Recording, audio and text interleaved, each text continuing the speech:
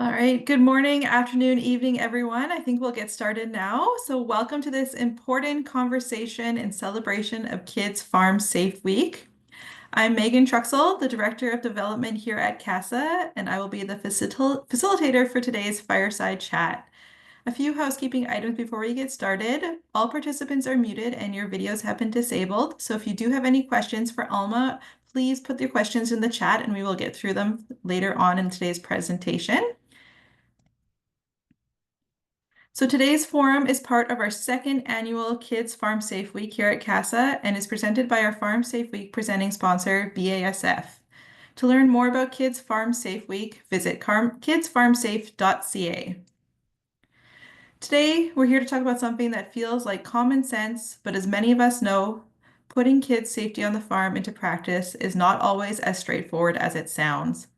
Farms are not just workplaces, they're homes, they're playgrounds, they're family businesses, and they're full of both joy and risk.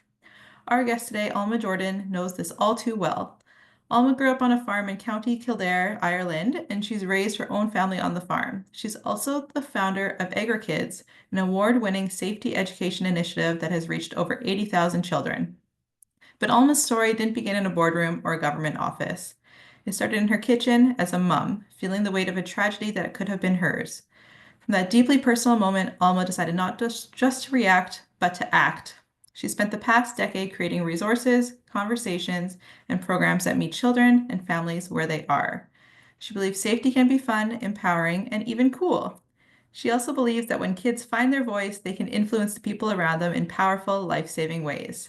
Today's conversation isn't about blame or fear. It's about bringing more people into the safety conversation, denormalizing risk, and imagining what it would take to make farming one of the safest workplaces, not just in Ireland, but around the world. So Alma, thank you for joining us today. Let's get started with your presentation and then we will have our chat. Thank you so much. So I will just do the dreaded sharing and hope it all goes to plan. We're up and ready. Great. Just get it into that mode. Now, and I'll just do a display share.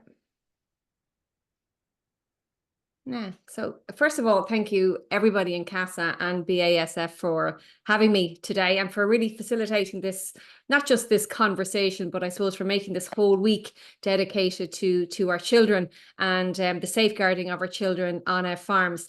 My own story is definitely one of a personal one. My actual professional background is in the area of marketing and communications.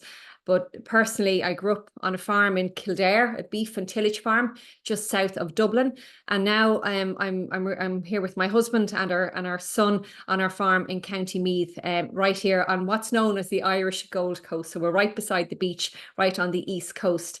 It was the death of two little boys in 2014, I suppose, that motivated me to want to do something more on this particular topic. I was, I suppose, acutely aware in that moment that the same thing could happen to our family. And I didn't know it at the time, but 2014 was to be a record-breaking year in Ireland for all the wrong reasons. We lost a total of 32 people on our farms in that particular year. 5 of those were children.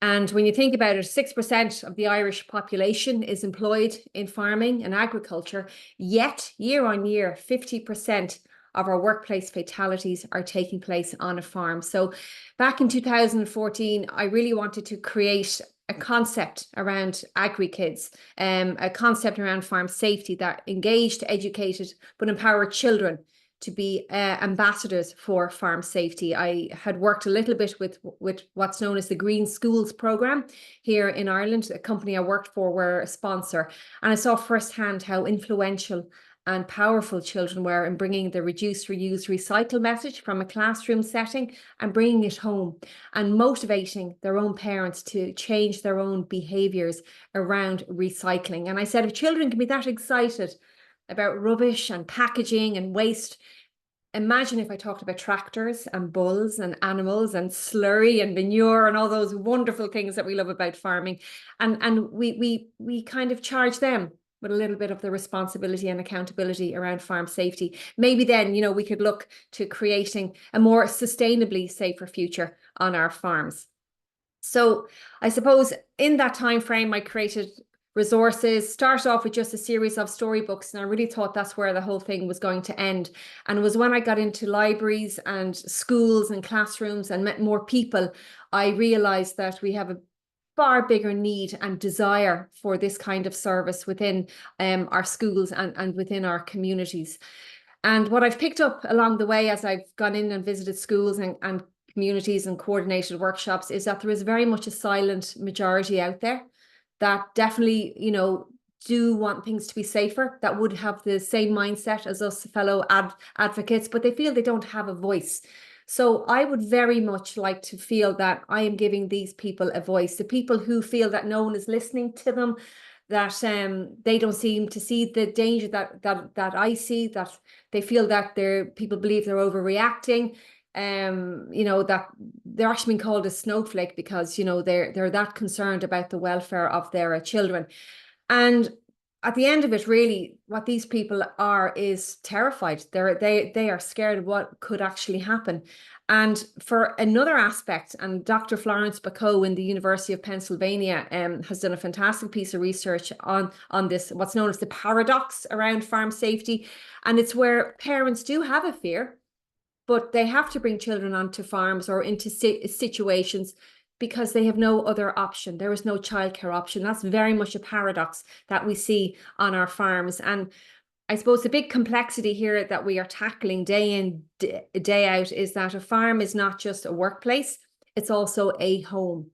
And creating that boundary, that level is key in everything that we do. And it's definitely key in everything that I do within AgriKids, and that engage, educate and empowering ethos comes into it the whole time. A lot of the arguments that these silent majority people see and the excuses that they hear is, that they're safer in a tractor, the children.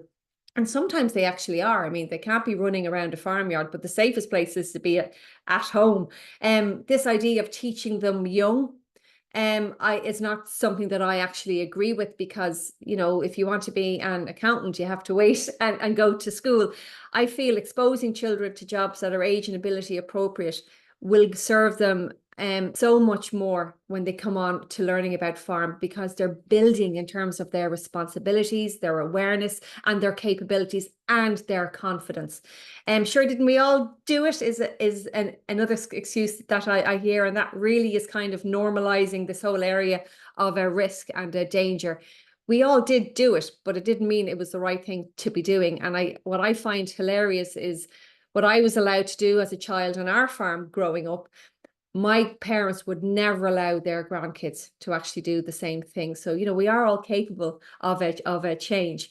And, people say if we don't expose our children to farm life at a young age and get them involved in doing all the jobs and all the various chores, that they won't want to go on and farm. Well, I think we really need to see a body of research around this, because I can tell you quite a number of people that I've met with no background in farming have grown up on a housing estate in very urbanized areas that are now not only doing third level degrees and qualifications in agriculture, but are actively busy on farms. They're milking cows. I know of one girl, she's only 16 years old, and she gets up before school at 4:15 every morning to go to the local dairy farm beside her, because she wants to learn how to milk and how to become a farmer. And she's already pleading with my brother to teach her how to drive tractors. So, it's really important that we just don't expose them young.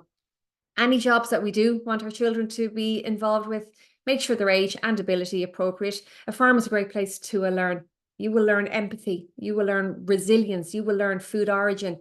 You will also learn science, maths, veterinary skills, sales. It really is a fantastic learning place. But don't place too high expectations on them. And if you do bring them onto a farm and you find yourself saying, no, you can't do that, that's an opportunity for us to explain to our children why we can't actually do those particular jobs. And that helps them learn and get a better understanding. On our own farm, we do try to create what we call the traffic light system, where, there are certain times of the year and the day that the farm is absolutely no-go zone. And we're about to start doing silage and hay on our farm here. So it's going to be busy. We're going to have trailers and tractors and a lot of machinery and a lot of under pressure contractors and farmers trying to get the grass in before the weather ultimately changes, which it absolutely will. Teach them to respect the farm. It is a home, but it's also our workplace. And as I try and tell a lot of people, the farm that I grew up on is not the same as the farm that my children are growing up on, and your children. Like, we had a very small tractor. It was about 50 horsepower. Now our tractor is 252 horsepower. It's apples and pears. It's all fruit, but it's very different. And every day I am learning as well. Make ourselves aware of the various rules, and so that we're properly equipped and empowered to explain to people who will try and give us excuses. I suppose they are just a quick tips that I've picked up along the way. But with AgriKids, I've really tried to tap into what's already out there. There's a lot of people working in the area of farm safety, and I didn't want to be another voice. So I've been busy working and leaning in with different we say grassroots organizations, first responders, community-based individuals, in helping them deliver farm safety in their area. Working with An Garda Síochána, which is our police force over here. They're first on the scene at a farming accident, and in their community outreach programs, we're helping members of the police force to deliver farm safety in their area. Working with local libraries has been brilliant, because they run so many different events, arts, culture, everything to do with STEM.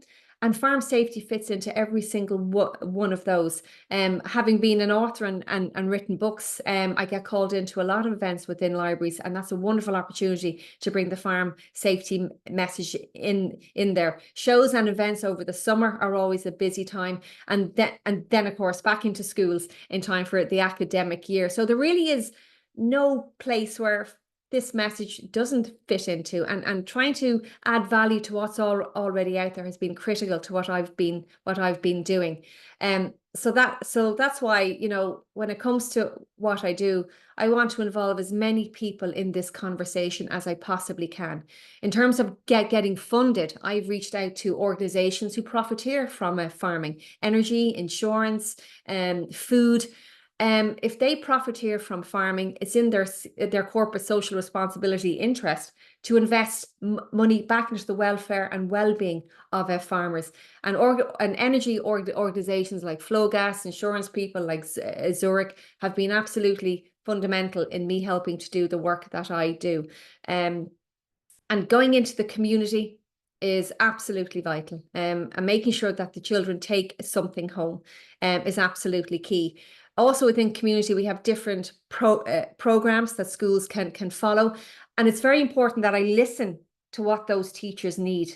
Far too often when you get an idea, you're very keen to bring your own thoughts into it. I have got to listen to my end user, to my beneficiary. What is it that they need? And one critique that teachers would come back to me with is they don't have a lot of time. The classroom schedule is very, very busy, very, very tight.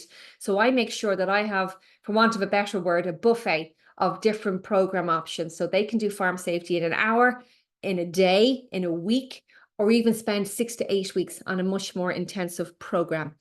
And then I suppose one of the last areas that I just wanted to touch on was how media portrays farming and unfortunately farm safety in everything that they do. It's really important that images such as the ones we see here don't make their way into mainstream media, because what they do is they enable and I suppose give permission for these kind of behaviors to carry on.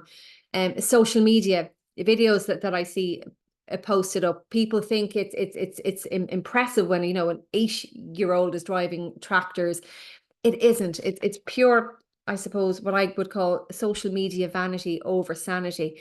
Not only does it, I suppose, irritate me as a farm safety advocate when I see images such as this, but I do work with a farming charity here who helps and supports families following a death and an injury on their own farms. And what they say about images such as these here is that they serve to trigger those people who have been impacted by a farming accident. And if people could just think for one moment what they're doing to a family who may have lost a child, a person who has lost a spouse, children who have lost a parent or a friend, or whatever the case might be, they might think twice before posting some of the stuff that they do. I suppose to sum up a little bit about what I've been talking about, childcare, in terms of being a reason for farm safety, is a very real and present situation.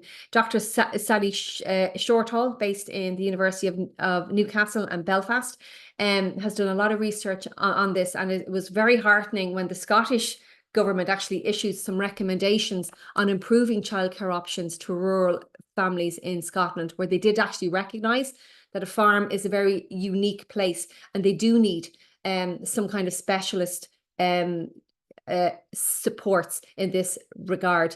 We need to inform policy around this far better so that more practical solutions are brought in and that they're actually actively listening to what the farmers need.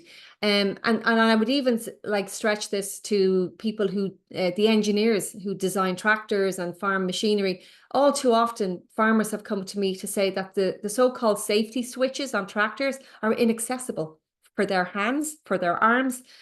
And that in itself flies in the face of creating a safety culture. We definitely need to involve more people in this conversation. One critique I had when I started AgriKids was that this message was just involving farmers, when it was me, the wife at home, that had the concerns. Anybody affected or impacted by a farming accident or working or profiteering from farming does have a responsibility when it comes to improving farm safety. We need to denormalize risk. It's not okay to go out to work and, have this risk of not coming home. And it's a higher than normal risk when it comes to a farming. We can't tolerate this. The only thing our farmers have to do every single day is to come home. And the power of media, social and otherwise, we need to factor this in and kind of create a culture around media where they don't post images that fly in the face of good farm safety practice. And I think, putting out more guidelines around this and calling it out as we see it will definitely help in improving that. So thank you all so much again for having me and having a quick listen to a little bit of the background of why and what I actually do. And I look forward to the conversation now.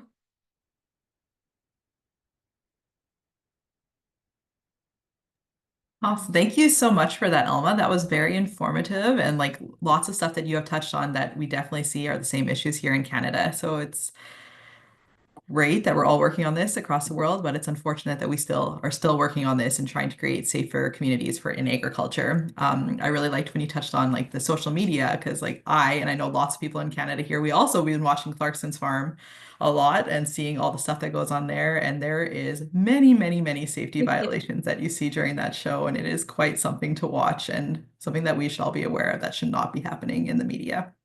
Absolutely. And I have called it out at times when I've seen it, kind of things I might have seen in Ireland. And as soon as you do mention it, they go, oh my God, we never thought of that. Like, so, and anybody, people not wearing a helmet on a quad bike or, children running around, a pen with cows and calves. Oh my God. So yeah, when they kind of see it, they go, you can just see the light bulb. So, sometimes it is just that educational piece. Yes, for sure. Yeah, I definitely agree with that too. So now we'll just do like a bit of our fireside chat. If anyone participating or watching this forum would like to have any questions, just please put them in the chat and we will get to them as we go as well. So first off, Elma, you said you can either be reactive or proactive when it comes to safety. What helped you make the shift in your own life and what's stopping others from doing the same? I think it was the emotional aspect of this particular topic. And I don't think a lot of people realize that it is a very emotive topic.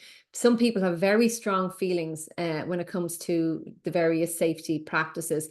And it was the deaths of the two little boys, and they were just 5 and 3 years old, that really it took my breath away because as a mom, I kind of could see that happening, and that kind of sense of powerlessness as to, you know, not being able to stop it from within my own home was really jarring. And I had a look around really at how, you know, children learn and ways we can prevent it. And I suppose being working in the area of PR and communications, I did look at the various communication tools and resources around farm safety that my own husband and family, you know, would have been looking at. And I just realized that they're not good enough. They're too jargon termed. They're very clinical. They lack that emotion, and they were only being directed at one audience. So, you know, that is really what spurred me on, I suppose, the communicator in me, to create this platform, this communication platform that was all encompassing, and that tapped into the way children learn, and that tapped into, I suppose, maybe fears that parents had, and, you know, coming up with as many ways of solving that communication jarring, because you know, there is so much out there, and you know, I definitely felt at the time that books would be definitely the way to go, but we've now included programs, we have digital games, we have virtual reality platforms, and by doing that we're bringing in another layer of learner the whole time, and I suppose presenting the content in a way that will ultimately denormalize the danger. And when you kind of listen to the conversations and the feedback from the various resources, that's a great way to kind of pick up ways you can make, and you can improve things. Sure, that's great. Thank you. Just one question in the chat here. What is the best way to access your educational portal? Is it from the website? Absolutely. If you check out agrikids.ie, you can pick either the schools, or the community or the home portals. And if you actually go into the school portal, you can set up a free account and you can access all the tools and all the resources there. And I would mostly target, would say, that preschool, kindergarten age group up to the age of about 12. So that would be kind of our sixth class level there. So that would be kind of the last year of a primary school. So that's kind of where the sweet spots are. But the materials in there are age appropriate and ability appropriate. And for that older age group, 10 until 12, I kind of position them into that more kind of mentoring place, where they can actually become kind of, you know, the senior ambassadors for the younger children. And that's when I love to hear the different projects and the presentations that particular age group are doing and presenting back to their own children. So that's a really great way to instill the learnings. And I suppose for this peer-to-peer to kick in also. We don't seem to do a lot of peer-to-peer within our children, but I can tell you it's a very effective way with teaching and learning and educating. Yeah, that's a great idea. That's very great, and glad to hear that's working so well. So you've also shared how you looked around and saw that farm safety messaging was only talking to farmers. Why do you think it's so important that we bring the wider community into that conversation? I think a lot of people didn't realize really how many people are affected following an accident, and really how long it stays in the tapestry of a community. I have visited a number of schools, and there was two in particular that really stood out. One school, they had an altar up in memory of an 8-year-old boy who'd been killed off a quad bike. His father had just received the quad bike and decided he was going to bring him out for a little spin, as we call it, and unfortunately it ended in a tragedy. And to see the children's letters to that little boy saying how much they missed him, what they liked about him, that they hoped that he was okay, that's a very sobering thing. And because a lot of those children that wrote those letters aren't from farms, but there they are, very much affected and impacted by a farming accident. And when I spoke to the teachers, they said, you know, we haven't been the same. Like, he was killed like a year ago, and there's no way we're taking that altar down.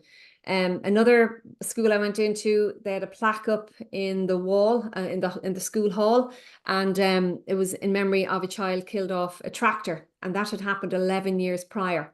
And they said we still talk about it to this very day. You know, this does affect a lot of people. And if you were to really kind of look at the layers, you have obviously the person who's injured or has passed, then you have their family, you have friends, you've got, you know, relations community, and it goes out. And when you're out at this level, this is what I call the actual wider sector. You know, you're in a situation where I was talking even to like local businesses, and that they said, you know, when a farmer dies, we lose a customer.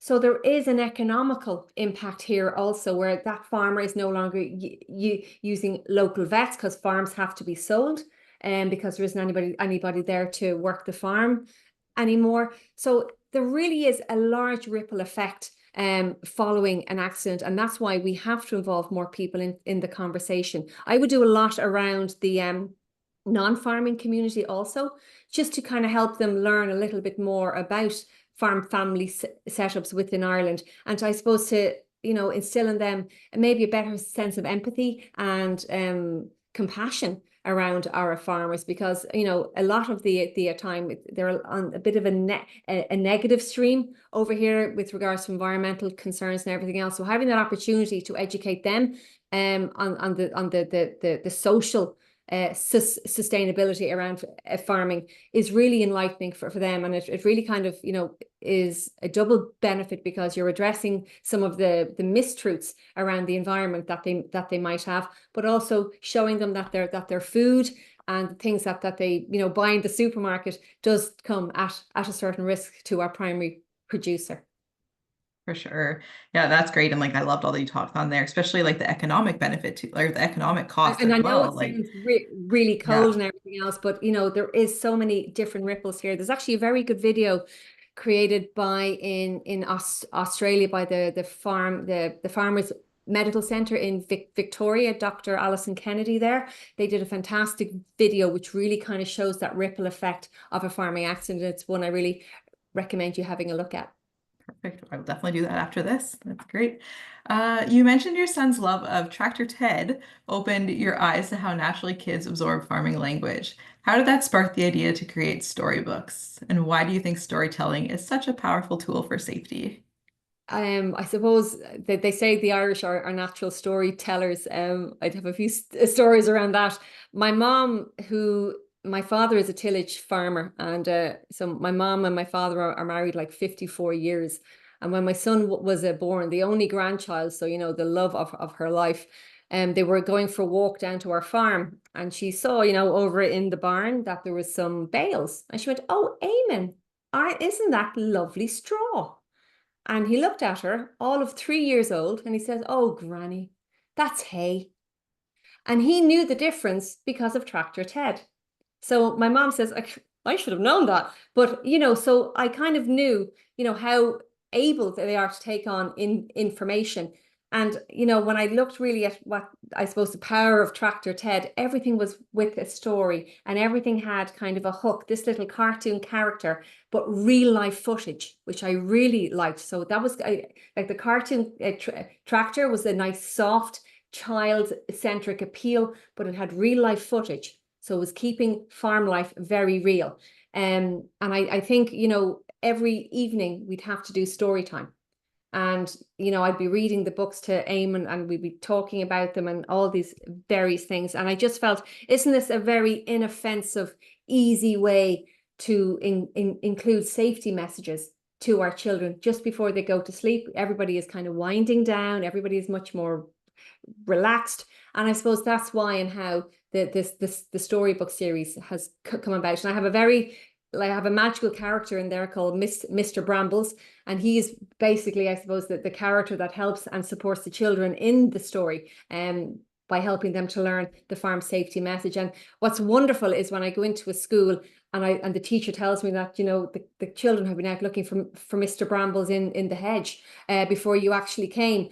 And every time we came near them, they said, Alma, they said, "Teacher, go away, because Mr. Brambles won't come out if there is a grown-up there." So they really take on the information. And I have found as well that children, mostly boys, in that kind of 10 plus, they stop reading. But because I had a book called The Red Tractor, that book, a teacher told me, went around every single boy in the class 3 or 4 times, just because it was tractors and it was a story about a farm. So, you know, we've a really great big opportunity to kind of include a lot of fun aspects around the message of farm safety, because it can get very deep and very heavy pretty quick. So to be able to kind of make it fun is what makes it in engaging for so many children. That's great. That's so true. Like you hear all the time about people are stopping reading. So that's why I think it's also so great that you are doing like the interactive stuff online and the virtual reality too. That's just another way to engage like today's youth as well. So that's very great and great to hear. Next is we've heard you said that sometimes the people on farms will childproof the house, but not the farmyard. Why do you think that disconnect happens, and how do we start closing that gap?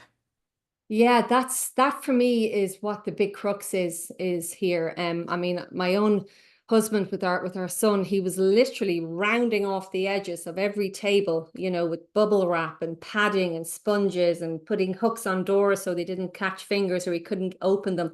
Yet he'd bring him down to the farm and he'd be, you know, getting him up on the back of a horse and, you know, come here and we'll drive the tractor. And I just went, what is happening there? Why are we doing that? So we really have to think about how farm safety is portrayed in this broader spectrum, and definitely the media plays a key role in what we can do there.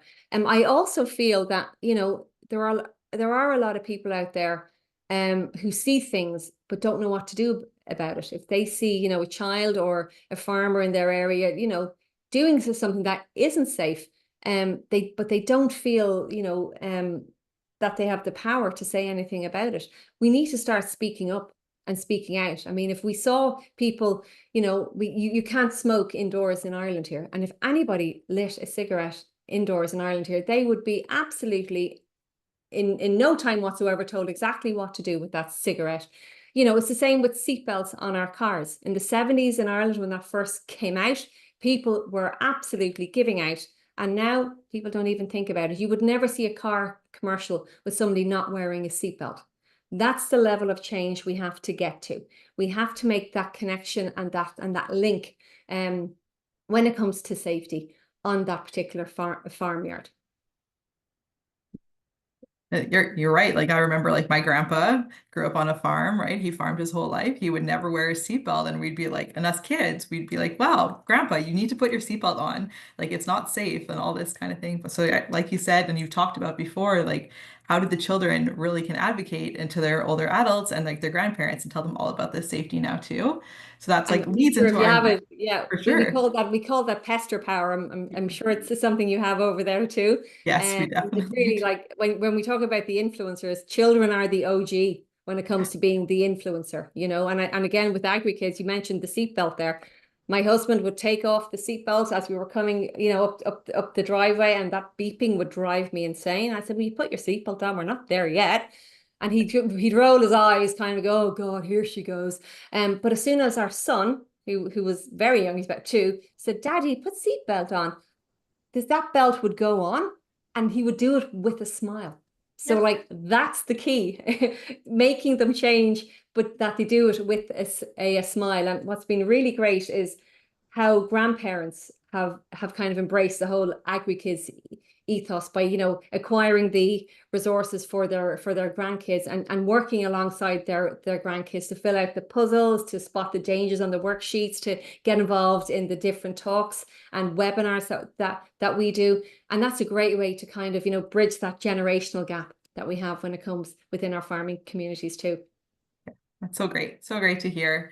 Yeah, you've also mentioned that you worked with schools across Ireland and even created a buffet style program for teachers. What have you learned about what teachers need when it comes to teaching farm safety, and how do we make it work in busy classrooms? A lot of teachers may not come from a farm. Now, in Ireland, it's a requirement on their school curriculum that they do cover off farm safety. They have fire, farm, road, and water safety. They're the 4 strands. And farm safety wasn't really included, and it wasn't really supported. And teachers were okay with that because they didn't really know what to do. So what I kind of recommend is that not only are the resources very self-explanatory, but that the children can lead the discussion also. So if I conduct a webinar event, we talk about maybe 4 key areas: the animals, farms and field, machinery, and a little bit maybe around the well-being of our farmers. And all the resources support that. We also put all the answers in the back, so there's no excuse for people not to learn. It's very much a supported learning concept. Teachers can access the handbooks, they can hand them out, and it creates a discussion within the classroom. We also provide discussion sheets. And again, I ask the teachers to reach out into your area and maybe engage with a local policeman, maybe engage with a local farmer, a local machinery retailer to come in and actually help you deliver the content too.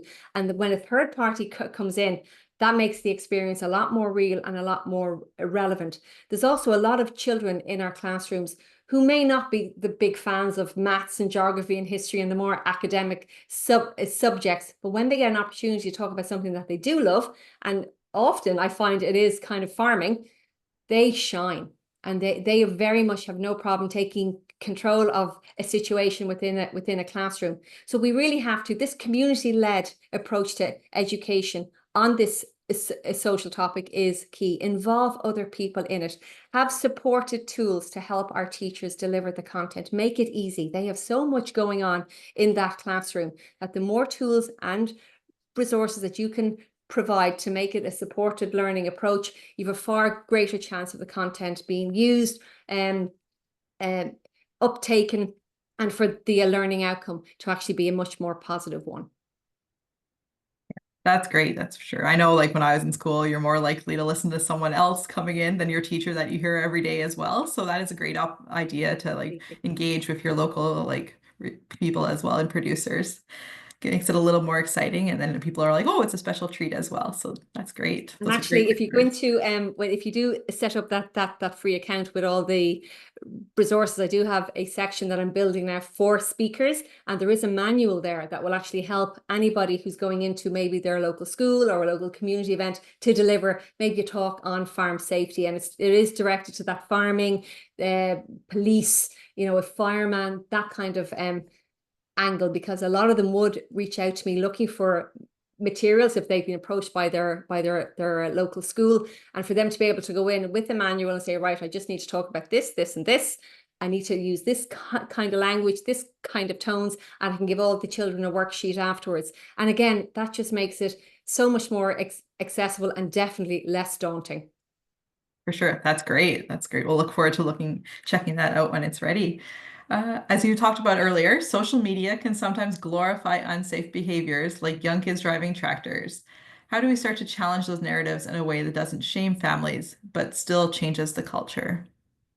That again is a hugely tricky one, because the last thing you want to be doing is telling people how to rear their children or rear their children. I find this, I suppose, the difficult one, because definitely, tackling it on social media in the comments is not the way to go, because, you're battling all those, aren't they great? Start them young, making them, workers of the future kind of thing.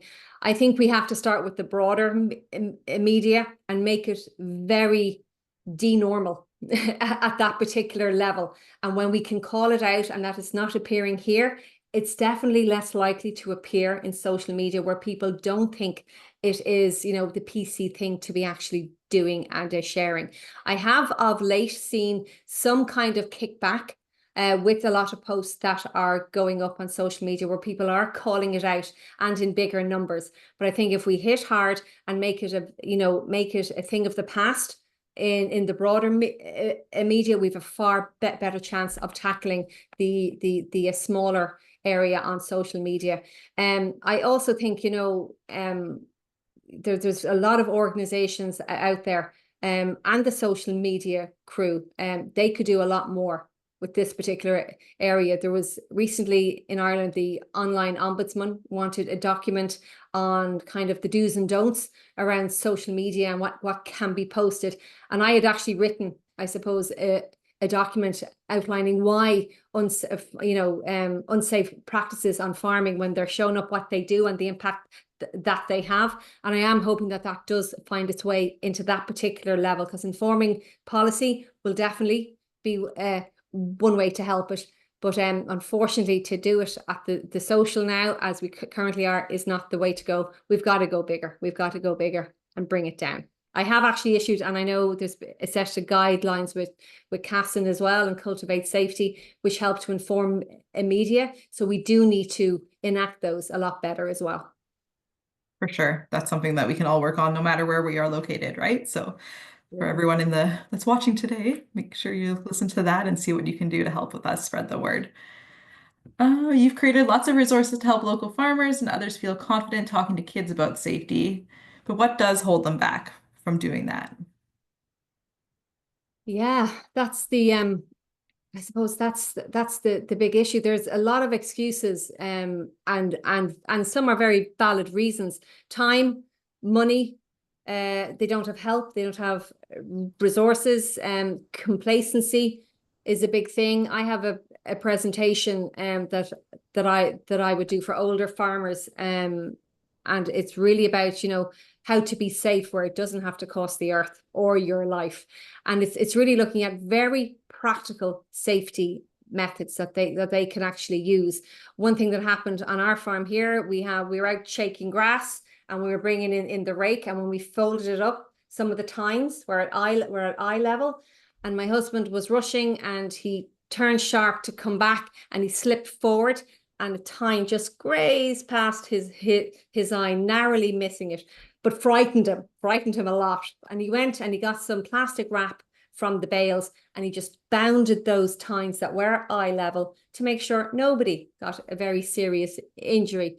That took no time, it cost no money, and it made a world of difference. So, you know, little practical tools like that will definitely help. We have a long way to go. We really do. And practical is definitely one way. We need to ask our farmers what they need, what's holding them back. Is there supports at a government level that they could get? In some of the Scandinavian countries, they give compulsory holiday time to our farmers so that they have to take a break. They also will help them and supplement them to get farm labour in for the times that they're busy and for the times that they're off. They're practical, really good tools. Also, you know, subsidising PPE, that, you know, it's actually affordable, that comes in a woman's size, things like that absolutely would make such a difference. Engaging with engineers during machinery design and manufacturing, you know, are they actually talking to our farmers about what they need? Our tractors are so capable now, but they're riddled with blind spots. We have different consoles that are blocking our vision. You know, it may tell me what the moisture level is, or it might alleviate, you know, some driving conditions, but I can't see.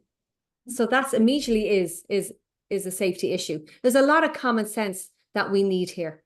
And unfortunately, that is what is lacking. So 90% of our farm accidents are preventable.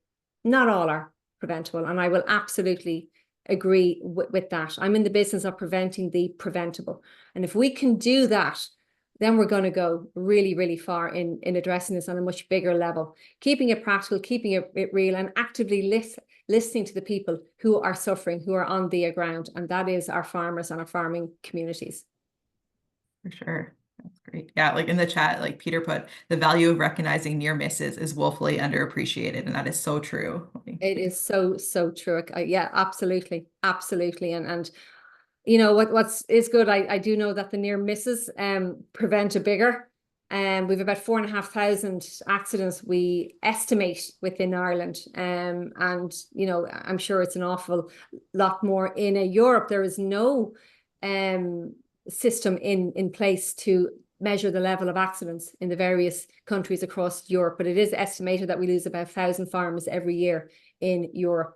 So, you know, I don't know, if 1,000 people were dying a year in construction, there would be a major call to action about that. So, you know, I think there is a huge body of work needed to be done to bring this message to maybe the non-farming world, to maybe help build this support in helping us to actually cope with the serious level that it is. Because at the end of the day, a farmer is probably one or two people working in a highly pressured environment. And again, it's not a job. You know, I'm not sure what the mentality is in Canada, but in Ireland, if you're a farmer, you're a farmer because your dad was a farmer, your family is a farmer. there's a lot of history, there's a lot of legacy, there's a lot of heritage there. And it's not what you do, it's more of a who you are. Yeah. And that as well kind of ties into this. And there's a lot of pride built into being a farmer. And that all has to be factored into when it comes to this particular topic. Oh, for sure. Be definitely like it's same here. It's a lifestyle. Like farming is a lifestyle. Like you love it. That's why you do it, right? So that's Yeah, really why it's so important to keep people like kids and parents and families completely safe on the farm so they can continue to do what they want to do and what they love to do. Uh, absolutely. yeah, you often say you want kids to make you unemployed. What would it take for that dream to be a reality? We say that all the time here at Casa too. Like ideally, we would like to have no jobs because that means that it's a safe industry and no one is getting injured or dying, right? So, What is most shocking is the cheer and the clap that the children give me when they say make Auntie Alma unemployed. Okay. What will happen to make that happen? Definitely doing what I'm doing. I do think it is making a difference. Um, but I think also by empowering every aspect and this working on denormalizing risk. Because I always recall my mom giving me a book on pregnancy when I was pregnant, and it was one that she used I'm giving away my age now, in the 70s. And she says, Alma, this book was my Bible. It was wonderful. It told me everything that I needed. And I remember flicking through it, and I came to chapter 7, and it was all about smoking. And it's the opening paragraph was, smoking is suggested to cause harm to your unborn child. If you do smoke, limit it to 7 cigarettes a day. So I do look at that, from what coming up on 50 years ago, and where we are now, and that kind of change in attitude is polars apart. So we do have to get to a place where we keep these conversations going. We keep showing people better ways, safer ways of doing things. We keep listening to them and finding out where their pain points are so we can eliminate the immediate risk that they have. I mean, as I said, something as simple as women not being able to acquire PPE that fits them, or it's more expensive, is absolutely an easy fix in this particular area. Machinery, making sure it is safer, supplying quad bikes with a helmet. That would make a big difference. We have now a new law in Ireland where it is mandatory to wear a helmet. That's great, but there's absolutely no way of enforcing that. So we need to kind of get policy, enforcement, behaviors, attitudes. There's a lot of different measurements that need to come into play here, and we need to, enact them all. As somebody has said, like in the past, that I really respect in this field, they said there is no silver bullet. And I said, well, it depends on who's holding that gun. Because at the end of the day, there's a load of different areas that we can be tapping into to help make a difference and to help change the culture that is felt here, that is felt with you, that is felt in the United Kingdom, across Europe, in the United States. It's felt everywhere, and it's all for the same reasons. We've so much research done on this. We need to start looking at that research and finding a way to bring it into our farming communities to make, farm safety a much more practical and a much more instinctive aspect. As I say to people, when I go for a walk along the road, I don't expect other people to mind me.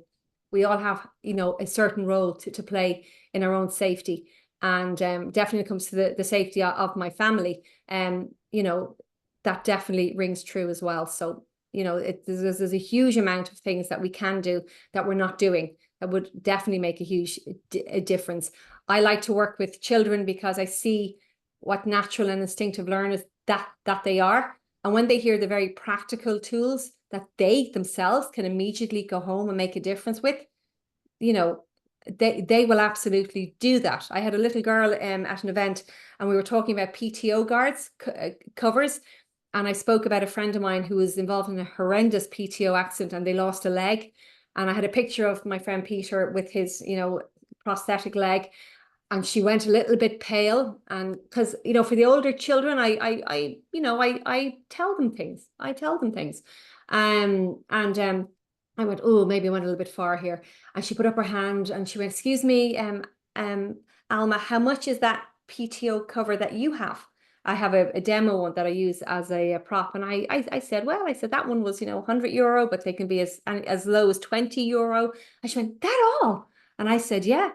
Great. She says, I've just had a birthday. I'll use the money to buy my dad one. He doesn't have a covered one. Oh, So that's why it's called AgriKids. They're not afraid to go home and have a chat and make a change that was going to protect their parents. It's not their job, it's not their role, but it's definitely who they are. And that's is something that I definitely leverage and tap into. So, I still, and like, I hear these lovely stories the whole time of young children going home and having very adult conversations, about don't be near the slurry when you're mixing it, and close that chemical shed door and lock it. And, these are very simple things that I bring to their attention that they automatically bring home.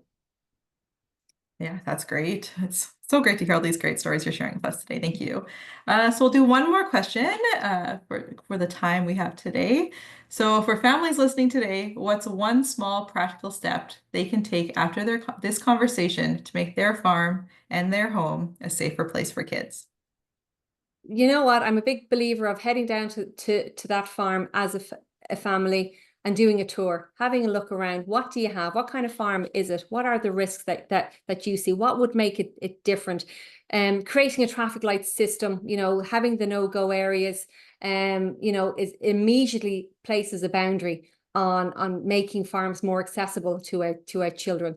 And advising that when they have friends over that, the farm is a no-go area when your friends are here, because they don't understand, what it is on the farm.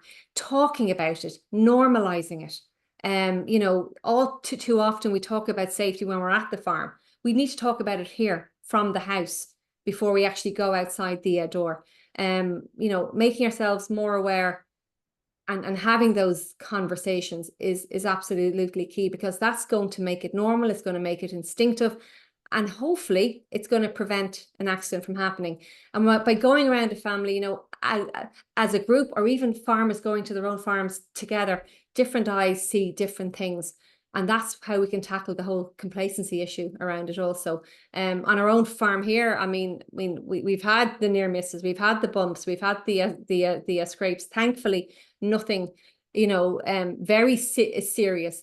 But we do take time to go around and patch things up. And my husband Mark has said that since I started this, and he's met some of the people that I've been working with, and he's heard some of the stories, he's made big changes, and changes, from his practical to his own well-being, knowing that, if he doesn't get to the farm, or if he doesn't get that job done, it's not the end of the world. Things can wait. And our farmers' mental health and well-being goes hand in hand with the whole safety, so it always has to be factored in.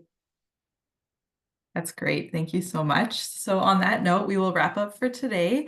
I want to thank you, Alma, for joining us today, and for all of you for attending. I also want to thank BASF for being our presenting sponsor of today's forum and Kids Farm Safe Week. Reminder, to learn more about Kids Farm Safe Week and farm safety, visit kidsfarmsafe.ca. And thank you all again, and have a wonderful rest of your week. Thank you, everyone.